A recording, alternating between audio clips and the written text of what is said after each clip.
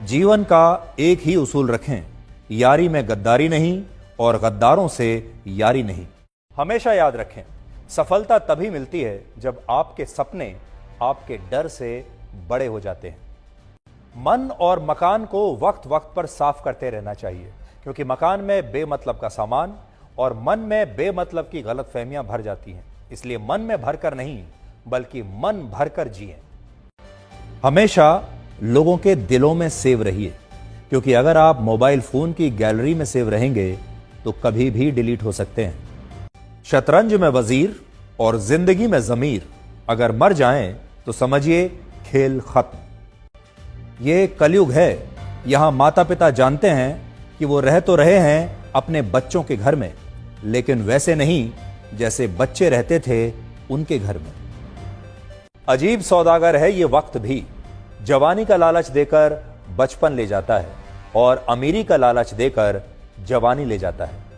जीवन में अच्छी यादों का अचार डालिए जो दिल के मर्तबान में सालों साल रखा रहे, और बुरी यादों की चटनी बनाइए ताकि वो 2 दिन में ही खत्म हो जाए।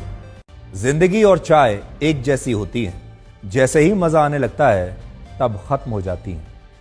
जीवन में आप कितने भी अच्छे कर्म कर लें, तारीफ तो शमशान में ही होगी। कड़वा सच यह है कि मृत्यु के बाद इंसान का सारा सामान दान कर दिया जाता है, लेकिन उसका कमाया हुआ सारा धन आपस में बांट लिया जाता है। जीवन एक कलम यानी पेन की तरह है। इससे पहले कि इसकी स्याही खत्म हो जाए, आप अपनी कहानी लिख दीजिए। छाता और दिमाग तभी काम करते हैं जब वो खुले हों, क्योंकि बंद होने पर दोनों ही बोझ लगते हैं। शिक्षा एक ऐसा वृक्ष है जो दिल में उगता है, दिमाग में पलता है और जुबान से फल देता है।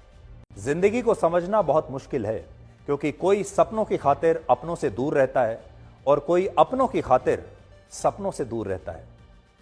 कितनी अजीब बात है, आंखें तालाब नहीं फिर भी भर आती हैं, दिल कांच नहीं फिर भी टूट जाता है, और इंसान मौसम नहीं फिर भी बदल जाता है। जीवन में 3 चीजें बहुत सोच समझ कर दें: जवाब, सलाह और उधार, क्योंकि देने के बाद ये कभी वापस नहीं आते। जीवन उसी का मस्त है जो अपने काम में व्यस्त है। परेशान वही है जो दूसरों की खुशियों से त्रस्त है। कभी पछतावा ना करें, क्योंकि अगर बीता हुआ समय अच्छा था तो वो यादगार है, और अगर बीता हुआ समय खराब था तो वो एक अनुभव है। अगर आपको कभी किसी चीज पर घमंड आए तो शमशान का एक चक्कर लगा लेना। आपसे भी बड़े बड़े और बेहतरीन लोग वहां राख बनकर पड़े हैं।